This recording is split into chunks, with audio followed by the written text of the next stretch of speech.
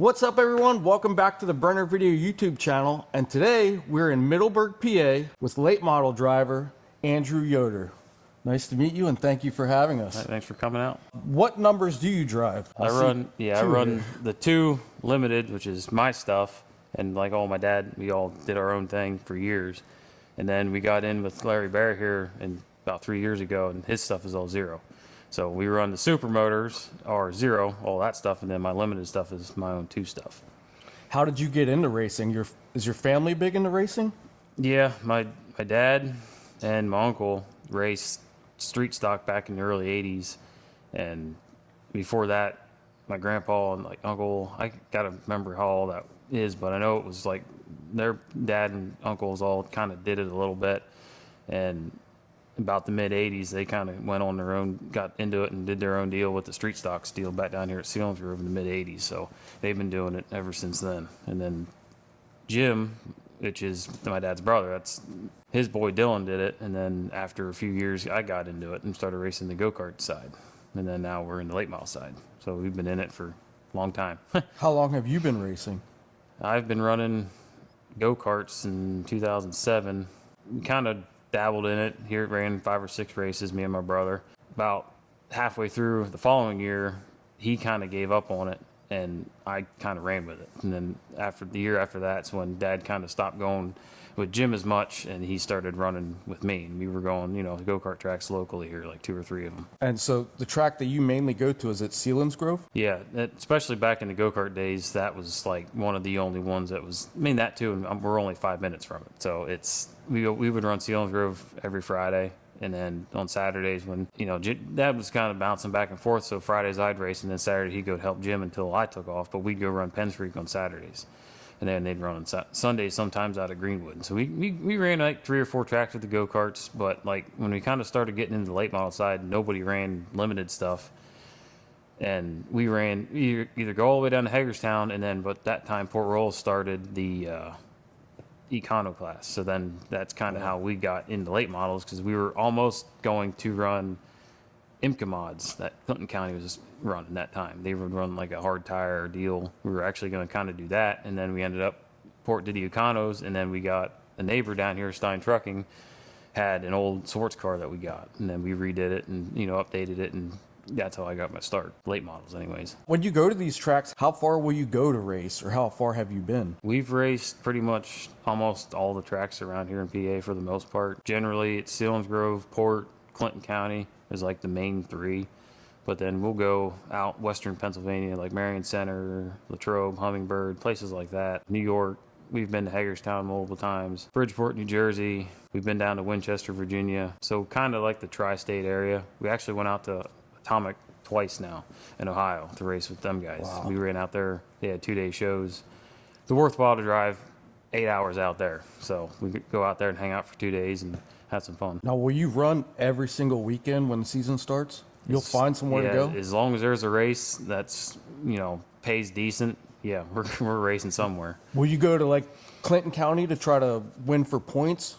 We've ran back when it was limited, mostly for me. We weren't doing no super stuff. That's kind of what we did. Nothing really overlapped anywhere, so Clinton would run on Fridays, so we ran for points there for probably 5-6 years.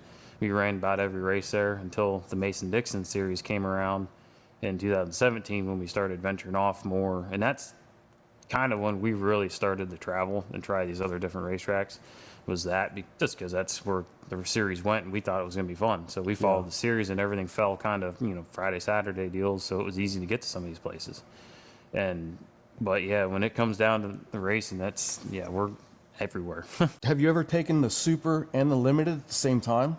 I've only ever done that at Selinsgrove and Port Royal. I've done Port twice, I think, and it's okay, but it's just going to Port's different than coming down here to Selinsgrove. One, it's an hour away. Port it's almost like the competition at Port, and the track surface is just so hard to focus on 2 cars at the same time. For that being out there, usually you only got 3 classes half the time, and it is hard to keep up with both cars. Down here at Selinsgrove, I don't know, it just feels easier to me. Maybe it's just because I'm so used to the place, but but Selinsgrove is the most place we run double cars. And it's closer for you as well. Yeah, which that makes it really nice. It's easier to get both cars down and back. We just have an old open trailer that the trailer that caught fire here a couple years ago, we made it into an open trailer and put ramp overs back on it. So we use that to haul the other car down to Selinsgrove. Now, who helps you when you go to take care of these cars? I used to get the shop. Me and Dad usually at the shop. When he's not working, the Jim Stein Trucking comes up and hangs out and helps us out. But he's a water hauler on the oil field, but he owns his own truck and stuff. But he comes up and helps us out in the shop, racetrack. And then we got Chris and Jeff. Chris again. So we got two Chris's helping out. So we got little nicknames for them to figure out which one's which. We got them guys that help us at the racetrack every week. There's times it's just me, Dad, and Jeff a lot of times, because the other guys are either working or they got other stuff they got to do. But usually, and at the shop, I said it's just me and Dad usually, and we just take care of everything. Even when we get tore up, I mean, my guys will come over when we really need the help. Like when we race the next day, they'll come out early and then help us get everything put back together. Now, with your dad and them helping, what about your wife? She liked racing? Yeah, I actually met my wife 16 years ago now. Actually, down here at Selinsgrove at the go-kart track when we were kids. I picked her up at the racetrack, and so I'm kind of lucked out on that one. She loves racing as much as I do. Yes, so. She goes with you all the time? Yeah, she's only ever missed up until this year, or this past year, she never missed a race. Wow. She missed one race, maybe 2 races last year, just because we have kids and my oldest boy's in school, so she had to stay home to get him on and off the bus. And we went down to Georgetown last year. It didn't work out that we could leave late enough or early enough from him getting out of school. So that's the only one she's missed in 16 years. Other than, well, considering like going to the track, it's been a few years, but like when we go down here to Selinsgrove, that's where her family helped run the track. It was easy. I just drive down there and she's there. Yeah. So I'd go hang out with her while we're waiting around for all the classes to go through till I was up. Now, what about your children? How's racing to them? They love it as much as we do. My boy's 6, and he's really getting into like coming to the shop, seeing what things are. And even at the races, he'll roll tires around. My little girl's only 2, so she's just kind of there. But she thinks it's cool, I guess, and happy about it. She's always, Pat's buddy when we're around. She's my buddy when we're at home, but when we're here, I'm chopped liver. That's the same thing with my boy. They just love Pat so much, I guess. Andrew, I see a number 2 on the limited and a 0 on the super. Is there any meaning behind those numbers? The 0 thing is just because it's Larry Bear's stuff. The other guy owns it, so that was his number for years. So he wants that on his cars, so that's what we do. I mean, everybody's starting to know me now more than the 0 because we've been running the 0 so much. But the 2 isn't not a whole lot meaning behind it, but it's back when we started racing. Like me and my brother would always go over to Dylan's and hang out. Like when we were doing stuff, either playing racing games or whatever, it was always like he was the 2 because his dad was in the SR2 running for Sam Ray at the time. So he was the JR2. When we were over there playing around, I was always 0-2 and my brother was 0-3. And so I just kind of stuck with the 0-2 for a while. And that's actually what my first number was when I started racing go-kart. A year later is when I just kind of Dylan was out of the go-karts at the time, and he went to 24, and I kind of just stuck with the 2 just because I liked it. About another year later, we actually bought Dylan's old go-kart because I was taking off in it, and that had the JR2 on it. I just took the JR off and stuck with the 2, so then that 2's just been there ever since. So it really isn't, like I said, a big meaning, but it is. It's just what we did when we were kids. Yeah. Most people do their birthdays and stuff, but that just kind of stuck with it, I guess. You were mentioned by Dirt on Dirt. What was that about? They have every year at the end of the year, they have like their top regional, local, national drivers list, and mention people for winning and stuff. And we were lucky enough to make the best regional drivers just because we travel around a lot. We made best regional drivers this past year. And I think we made it like 2 or 3 times within the last couple of years. So, I mean, that's pretty cool. It just kind of, we can be forced to be reckoned with, I guess, when we go outside places. And we're not just, one-hit wonders at local racetracks. But, it's nice to be able to go out and travel around and win at these other racetracks. Like I won at Port Selinsgrove last year, won at Clinton County last year with my car. The year before that, we got a win at Bedford with Larry's 0 car, and then we got a win at Bridgeport that year. So it was go other places and be good enough to win. So that's really nice. Now, if you did that well last year, what are your expectations for this year as far as racing for the new season? Probably, as far as the super side, I'd like to at least match what we've done.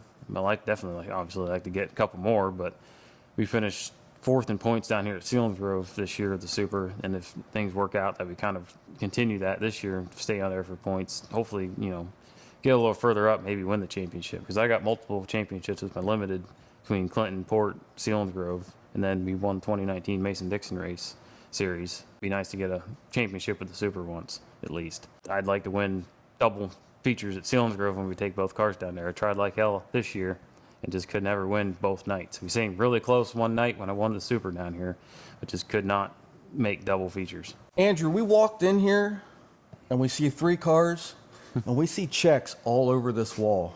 Can you tell us about some of them?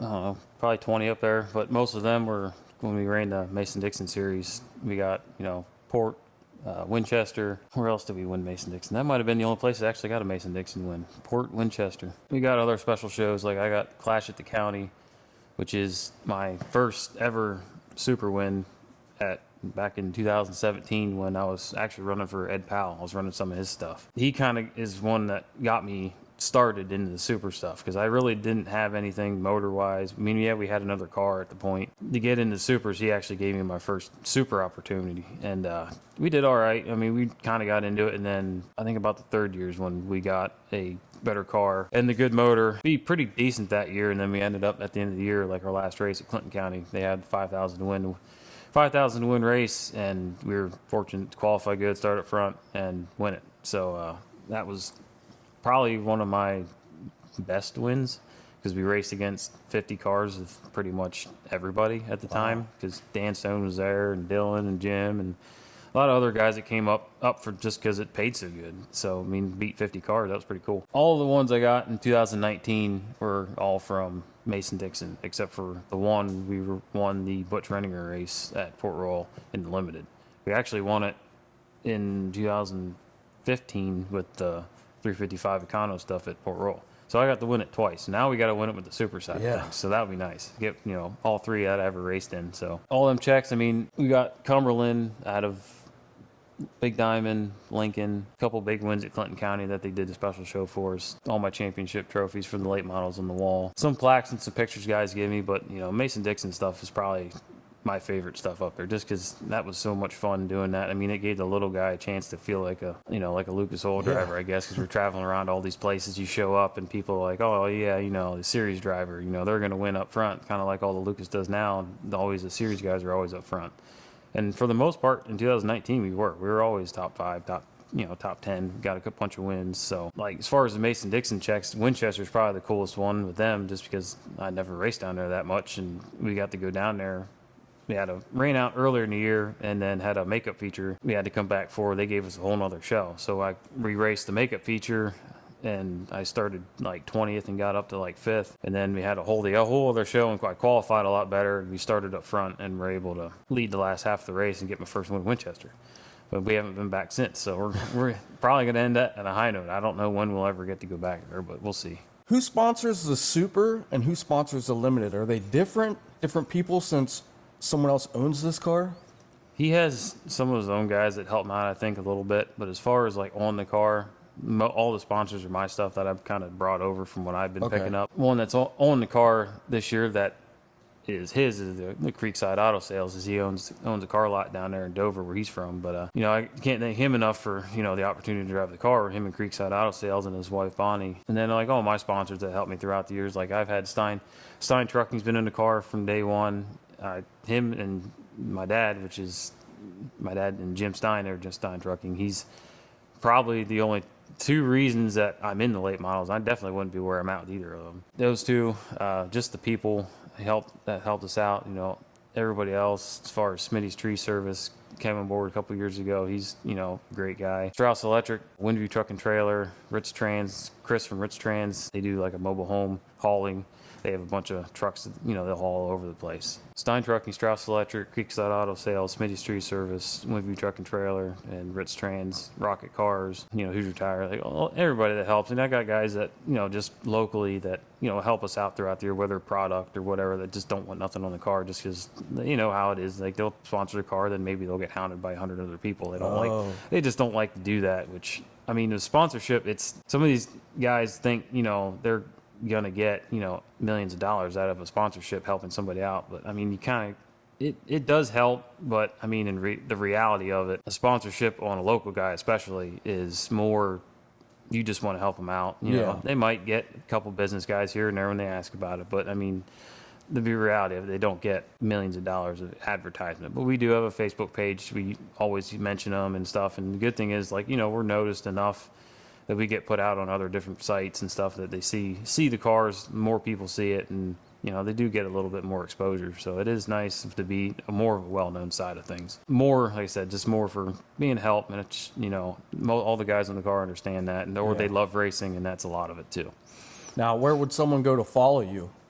We have Andrew Yoder Racing Facebook page is the main one to follow us, and that tells all results, where we're going. You know, we've been, you know, posting sponsors, getting ready for the 26th season. A lot of times we have some videos here and there. We had a couple of in-car videos that we've done. You know, stuff when we get noticed somewhere else, we'll pull it off there and put it on our Facebook page so people can see it. But we do have a website that's linked to the Facebook page. It just doesn't get updated, not just because Facebook's so big anymore. Yeah. We don't have a full website yet. We haven't gotten to the national level where we got to have an updated Facebook and sell merch online and stuff like that. But we do sell shirts over, like, you know, PayPal, Venmo, and then we'll ship them. As far as following me, that's Facebook's the biggest thing. Before you end off, is there anyone you want to thank? We did the sponsors, but I definitely can't do it without the people that are, you know, behind me every week at the races and at the shop. My dad, all my crew, Jim and Sharon Stein, Chris and Jeff, Chris and Tana, they're all main supporters. And then my wife, my biggest supporter, I guess,